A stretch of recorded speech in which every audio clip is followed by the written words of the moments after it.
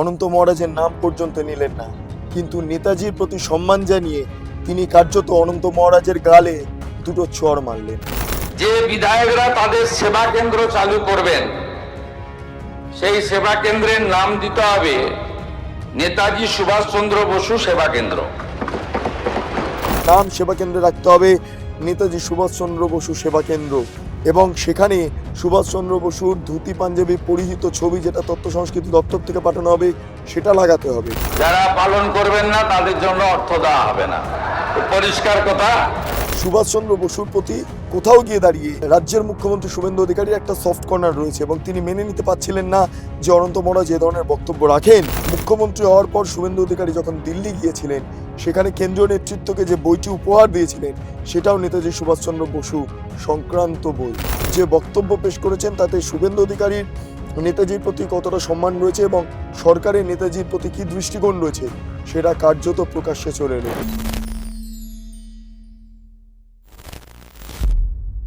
समझदार के लिए इशारा ही काफी है, হিন্দিতে একটা প্রবাদ রয়েছে, এবং সেই প্রবাদ আজকে খাটলো বিধানসভার অভ্যন্তরে।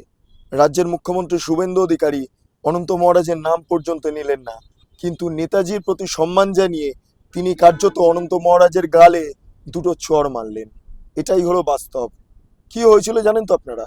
অনন্ত মহারাজ নেতাজি সুভাষচন্দ্র বসুকে সামনে রেখে বা তাকে নিয়ে এমন কিছু মন্তব্য করছিলেন যেটা বাঙালি সমাজ মেনে নিতে পারছিল না। অনন্ত মহারাজের এই বক্তব্যের জেরে বিজেপির একটা অংশ তারাও কোণঠাসা হয়ে পড়েছিলেন। অনন্ত মহারাজকে বিজেপি মনে করছেন যে রাজ্যসভার সাংসদ করে ভুল করে ফেলেছেন। নেতাজিকে নিয়ে এই তেঁদরামিগুলো, এই পেঁয়াজিগুলো, এটা মেনে নিতে পারছেন না আপামর বাঙালি এবং তার পাশাপাশি বিজেপি নেতৃত্বের একটা অংশ। এবং তারই পরিপ্রেক্ষিতে দাঁড়িয়ে আজকে রাজ্যের মুখ্যমন্ত্রী শুভেন্দু অধিকারী যে ঘোষণা করলেন সেটা নিয়েই এই প্রতিবেদন। নমস্কার, আপনারা দেখছেন বেঙ্গল লিবার্টি, আমি বিট্টু রায়চৌধুরী। শুভেন্দু অধিকারী আজকে বিধানসভার অভ্যন্তরে একটা কথা বলেছেন, সেটা হলো বিধায়ক যারা রয়েছেন তারা চাইলে একটি সেবা কেন্দ্র তৈরি করতে পারেন, কিন্তু সেই সেবা কেন্দ্রের নাম দিতে হবে নেতাজি সুভাষচন্দ্র বসু সেবা কেন্দ্র।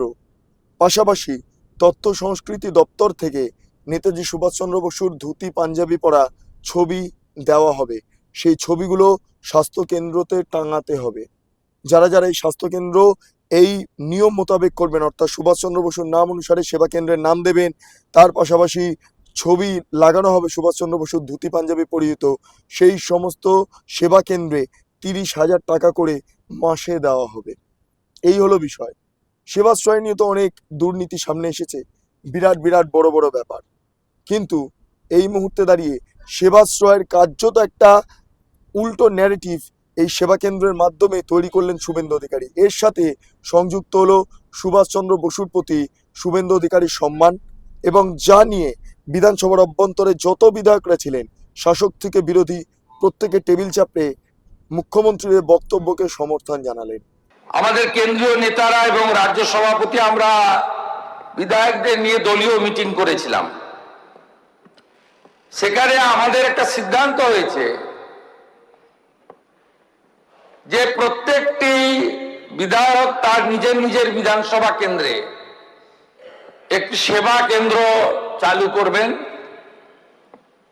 যেটাতে কেবলমাত্র তার বিধানসভার এলাকার জনগণের সঙ্গে বিধায়কের সম্পর্ক থাকবে, এবং সেখানে দলমত বর্ণ ধর্ম নির্বিশেষে যারা তাকে ভোট দিয়েছেন তারাও পরিষেবা পাবে, যারা তাকে ভোট দেননি তারাও পরিষেবা পাবেন। শতাধিক বিধায়ক ইতিমধ্যে সেবা কেন্দ্র আমরা চালু করেছি। অনেক রকম বিরোধী পক্ষ আছেন, আপনারা কি করেছেন আমি জানি না, কেউ কেউ হয়তো করেছেন, কেউ কেউ ভাবছেন করবেন। এখানে সেবা কেন্দ্র চালাতে গেলে অর্থের প্রয়োজন হয়, একটা মিনিমাম ব্যবস্থা লাগে। এক্ষেত্রে আমার দুটো শর্ত বলুন, প্রস্তাব বলুন আছেন, স্পিকার মহোদয়কে এটা দেখে নিতে হবে, এনশিওর করতে হবে। একটা হচ্ছে যে বিধায়করা তাদের সেবা কেন্দ্র চালু করবেন সেই সেবা কেন্দ্রের নাম দিতে হবে নেতাজি সুভাষচন্দ্র বসু সেবা কেন্দ্র। আর পশ্চিমবঙ্গ সরকারের তথ্য সংস্কৃতি দপ্তর থেকে আমরা ধুতি পাঞ্জাবি পরে, এটা আগস্ট মাস থেকে পাবেন, পরের বিধানসভায় আমরা অ্যামেন্ডমেন্ট করে নেব অর্থমন্ত্রীর নেতৃত্বে, এবং একসঙ্গে আগস্ট মাস থেকে টাকাটা তখন পেয়ে যাবেন। এই দুটো শর্ত আপনাদেরকে পালন করতে হবে এবং অধ্যক্ষ মহোদয়কে এটাকে এনশিওর করতে হবে। যারা পালন করবেন না তাদের জন্য অর্থ দেওয়া হবে না। সুভাষচন্দ্র বসুকে নিয়ে কোনো রকম কোনো কম্প্রোমাইজ হয় না। কিভাবে এই গোটা বিষয়টা সামনে আসছিল, সুভাষচন্দ্র বসুকে নিয়ে শুভেন্দু অধিকারীর কোথায় টার্ন রয়েছে, সেটা একটু আপনাদের কাছে ব্যাখ্যা করি। প্রথমত, সুভাষচন্দ্র বসু তিনি বাঙালির আবেগ। তিনি, যদি আমরা দেখি, এলগিন রোডের বাসিন্দা ছিলেন। এই এলগিন রোড ভবানীপুর বিধানসভা কেন্দ্রের অভ্যন্তরে পড়ে। এই ভবানীপুর বিধানসভা কেন্দ্র শুভেন্দু অধিকারীর। আজকে কয়েকদিন আগে তেরঙ্গা যাত্রা হয়েছিল, সেখানে আমরা দেখলাম কাট আউটে, সেই ছবিগুলো আপনারা দেখতেও পাচ্ছেন, এটা আমিও কভার করেছিলাম, কাট আউটে নেতাজি সুভাষচন্দ্র বসুর বেশ কিছু ছবি, এবং সেই কাট আউট নিয়ে প্রচুর মানুষ বাড়িতে চলে যাচ্ছেন। এই যে ভালোবাসা সুভাষচন্দ্র বসুর প্রতি, সেটা ওই তেরঙ্গা যাত্রাতেই আমরা দেখতে পেয়েছিলাম। সেখানে বিজেপির ছোট বড় সমস্ত নেতৃত্ব তারা অনন্ত মহারাজকে ছিছি করেছেন কেবলমাত্র সুভাষচন্দ্র বসুকে এইভাবে ব্যাখ্যা করার জন্য। অর্থাৎ এটা কেউ ভালো করে মেনে নিতে পারেননি। ফলে এখানে দাঁড়িয়ে আমরা স্পষ্টতই দেখলাম যে সুভাষচন্দ্র বসুর প্রতি কোথাও গিয়ে দাঁড়িয়ে রাজ্যের মুখ্যমন্ত্রী শুভেন্দু অধিকারীর একটা সফট কর্নার রয়েছে, এবং তিনি মেনে নিতে পারছিলেন না যে অনন্ত মহারাজ যে ধরনের বক্তব্য রাখেন বা রাখতে পারেন। যেটা উনি বলেছেন সেভাবে হয় তাহলে অবশ্যই ভালো উদ্যোগ, কিন্তু ওনার প্রথমেই করা উচিত সেটা হচ্ছে অনন্ত মহারাজের নামে আর ওনাদের দলের রাজ্য সভাপতি শ্রমিক ভট্টাচার্যের নামে অ্যাকশন নেওয়া। কারণ নেতাজি খালি বাংলা না, সারা ভারতবর্ষের একজন আইকন, আর তাকে প্রাপ্য সম্মান তাদের দেওয়া উচিত। সেটা যদি ওনারা আগে দিতে পারেন তাহলেই বুঝতে পারবো যে হিজ অ্যাপ্রোচ ইজ জেনুইন। আমাদের অদ্ভুত লাগছে যে স্বাধীনতা এত বছর পরে নেতাজিকে নিয়ে উৎসাহ করা হচ্ছে, তার কোনো প্রতিবাদ বা প্রতিক্রিয়া করা হচ্ছে না। যিনি দিচ্ছেন তিনি বিজেপির একজন এমপি রাজ্যসভার, তার বিরুদ্ধে তাদের দল যদি সত্যি অতটা আন্তরিক হতো তাহলে তারা তার বিরুদ্ধে কোনো স্টেপ নিতে পারতো, অনেক কিছু করতে পারতো। একটা বিবৃতি অবধি দেওয়া হয়নি। রাজ্য সভাপতি নেতাজিও তার দলকে বলছেন গুন্ডা, তারা ঢিল মারতো। তাই আন্তরিকতার অভাব, স্বাধীনতা সংগ্রামে তাদের ইতিহাস কোনোভাবেই ছিল না। তাই এই ইতিহাসকে তারা যেভাবে পারে বিকৃত করে নিজেদের দিকে নেওয়ার চেষ্টা করছে। প্রথমে আমি মুখ্যমন্ত্রী বিশ্বাস করবো তখনই যখন উনি অনন্ত মহারাজের এই নেতাজির প্রতি অস্বস্তি, তার বিরুদ্ধে সোচ্চার হবে, নাম্বার ওয়ান। নাম্বার টু, এই বিজেপি যাদের হাতে তৈরি, সেই শ্যামাপ্রসাদ মুখার্জি নেতাজিকে যখন আন্দোলন করতেন, ওরা নেতাজি বলতেন যে আপনি মিস্টার শ্যামাপ্রসাদ ব্যানার্জি, আপনি মুখার্জি, আপনি হিন্দু মুসলমানটা করবেন না, এমনি আন্দোলন করুন। এবং বাধ্য হয়ে আজাদিন ফৌজের ছেলেরা, ফরাক ব্লকের ছেলেরা শ্যামাপ্রসাদ মুখার্জির মিটিংও ভেঙে দেয়। এটা ইতিহাস, তো এটা ইতিহাস।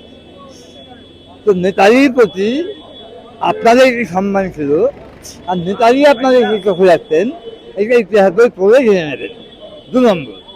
আর 3 নম্বর, অত্যন্ত গুরুত্বপূর্ণ, যে নেতাজি সুভাষচন্দ্র বোস, তার বিরুদ্ধে যে মানুষটা দেশপ্রেম নিয়ে কথা বলাই যায় না, সে ভুল আলাদা ব্যাপার, তার দেশপ্রেম নিয়ে যখন প্রশ্ন তুলছে, সেও এমন একজন লোক, যে লোকটা ওইভাবে একটা নিজেদের গোষ্ঠী রাজনীতি করে নেতা হতে চায় এবং বিজেপি তাকে প্রশ্রয় দেয়।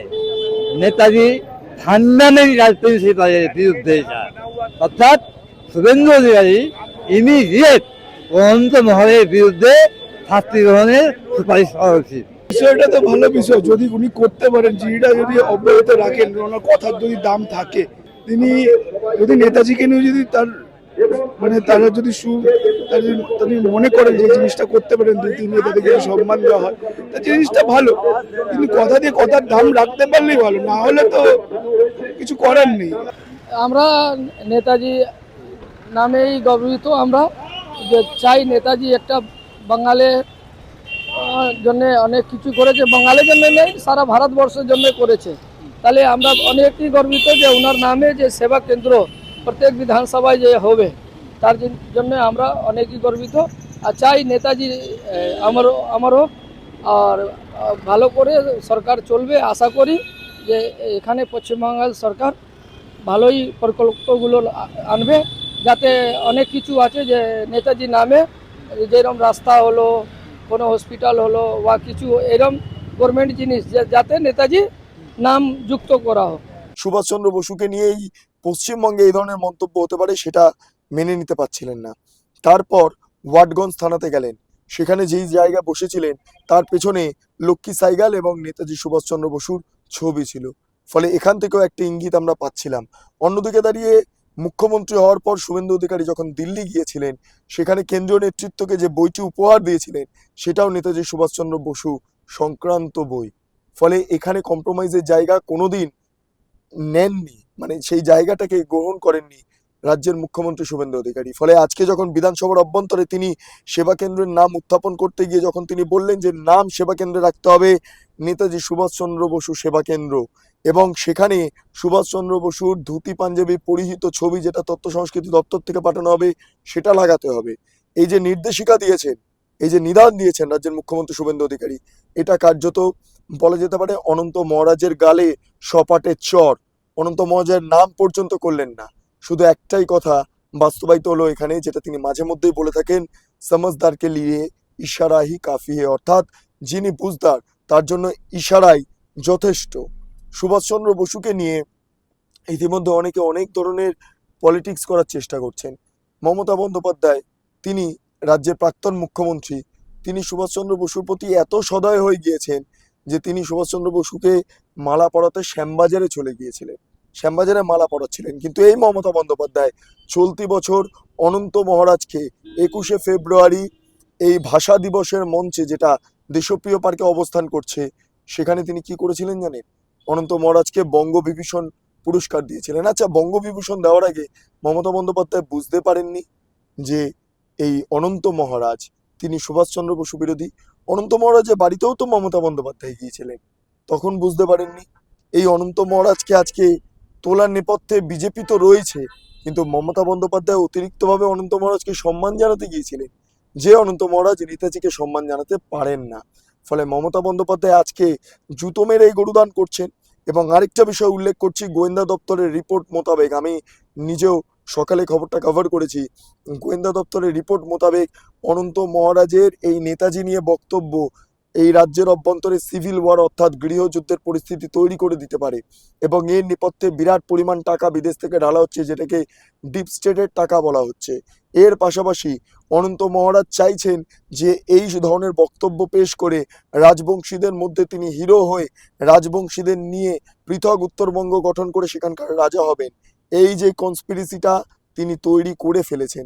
ফলে এক্ষেত্রে দাঁড়িয়ে আজকের দিনে শুভেন্দু অধিকারীর বক্তব্যটা কোথাও গিয়ে দাঁড়িয়ে এই কনস্পিরেসিকে কার্যত জল ঢেলে দেওয়া হলো। মানুষের মধ্যে অনন্ত মহারাজকে নিয়ে যে ক্ষোভ, সে ক্ষোভ তো রয়েছে, কিন্তু বিজেপির অবস্থান জানা নেই। তবে রাজ্যের সরকারের প্রধান হিসাবে মুখ্যমন্ত্রী শুভেন্দু অধিকারী যে বক্তব্য পেশ করেছেন, তাতে শুভেন্দু অধিকারীর নেতাজির প্রতি কতটা সম্মান রয়েছে এবং সরকারের নেতাজির প্রতি কি দৃষ্টিকোণ রয়েছে, সেটা কার্যত প্রকাশ্যে চলে এলো। আপনারা একবার শুনেছেন, একবার শুনিয়েছি আপনাদের রাজ্যের মুখ্যমন্ত্রী শুভেন্দু অধিকারীর এই বক্তব্যটা, আমি আরেকবার শোনাবো, শুনিয়ে প্রতিবেদনের শেষ অংশে আসবো। আমাদের কেন্দ্রীয় নেতারা এবং রাজ্য সভাপতি আমরা বিধায়কদের নিয়ে দলীয় মিটিং করেছিলাম। সেখানে আমাদের একটা সিদ্ধান্ত হয়েছে যে প্রত্যেকটি বিধায়ক তার নিজের নিজের বিধানসভা কেন্দ্রে একটি সেবা কেন্দ্র চালু করবেন, যেটাতে কেবলমাত্র তার বিধানসভার এলাকার জনগণের সঙ্গে বিধায়কের সম্পর্ক থাকবে এবং সেখানে দলমত বর্ণ ধর্ম নির্বিশেষে যারা তাকে ভোট দিয়েছেন তারাও পরিষেবা পাবে, যারা তাকে ভোট দেননি তারাও পরিষেবা পাবেন। শতাধিক বিধায়ক ইতিমধ্যে সেবা কেন্দ্র আমরা চালু করেছি অনেক রকম বিরোধী পক্ষ আছেন, আপনারা কি করেছেন আমি জানি না, কেউ কেউ হয়তো করেছেন, কেউ কেউ ভাবছেন করবেন। এখানে সেবা কেন্দ্র চালাতে গেলে অর্থের প্রয়োজন হয়, একটা মিনিমাম ব্যবস্থা লাগে। এক্ষেত্রে আমার দুটো শর্ত বলুন, প্রস্তাব বলুন আছেন, স্পিকার মহোদয়কে এটা দেখে নিতে হবে, এনশিওর করতে হবে। একটা হচ্ছে যে বিধায়করা তাদের সেবা কেন্দ্র চালু করবেন, সেই সেবা কেন্দ্রের নাম দিতে হবে নেতাজি সুভাষচন্দ্র বসু সেবা কেন্দ্র। আর পশ্চিমবঙ্গ সরকারের তথ্য সংস্কৃতি দপ্তর থেকে আমরা ধুতি পাঞ্জাবি পরে, এটা আগস্ট মাস থেকে পাবেন, পরের বিধানসভায় আমরা অ্যামেন্ডমেন্ট করে নেব অর্থমন্ত্রীর নেতৃত্বে, এবং একসঙ্গে আগস্ট মাস থেকে টাকাটা তখন পেয়ে যাবেন। এই দুটো শর্ত আপনাদেরকে পালন করতে হবে এবং অধ্যক্ষ মহোদয়কে এটাকে এনশিওর করতে হবে। যারা পালন করবেন না তাদের জন্য অর্থ দেওয়া হবে না। আপনারা শুনলেন মুখ্যমন্ত্রীর বক্তব্য। এবার আপনারাই বলুন, অনন্ত মহারাজ যা যা বলেছিলেন আর আজকে মুখ্যমন্ত্রীর বক্তব্য প্যারালালি বসান, বুঝতে পারবেন খেলা কোথায়, কিভাবে ঘুরে গিয়েছে। মুখ্যমন্ত্রী কি জবাব দিলেন, কোনো সারা শব্দ না করেই কি জবাব দিলেন, সেটা কার্যত স্পষ্ট। যাই হোক, আপনাদের কি মতামত অবশ্যই আপনারা কমেন্ট সেকশনে জানান। আপনারা এতক্ষণ ধরে দেখছিলেন বেঙ্গল লিবার্টি। চ্যানেলটি অবশ্যই ভালো লাগলে লাইক করুন, সাবস্ক্রাইব করুন, শেয়ার করুন, বেল আইকন ক্লিক করুন www.bengalliberty.com। সেখানে ক্লিক করুন, সমস্ত খবর আপনাদের জন্য সাজানো রয়েছে। পাশাপাশি আরও দুটি YouTube channel, Bengal liberty live, Bengal liberty news, সংশ্লিষ্ট দুটি ইউটিউব চ্যানেলে আপনারা প্রবেশ করুন, লাইক করুন, সাবস্ক্রাইব করুন, শেয়ার করুন, বেল আইকন ক্লিক করুন। তিনটি social media handle, Bengal liberty Facebook, Instagram এবং এক্স হ্যান্ডেল, সেখানে প্রবেশ করুন, ভাবা প্র্যাকটিস করুন, স্বাধীন, কাঁচিহীন এবং গেরিলা সাংবাদিকতার পাশে দাঁড়ান। অসংখ্য ধন্যবাদ।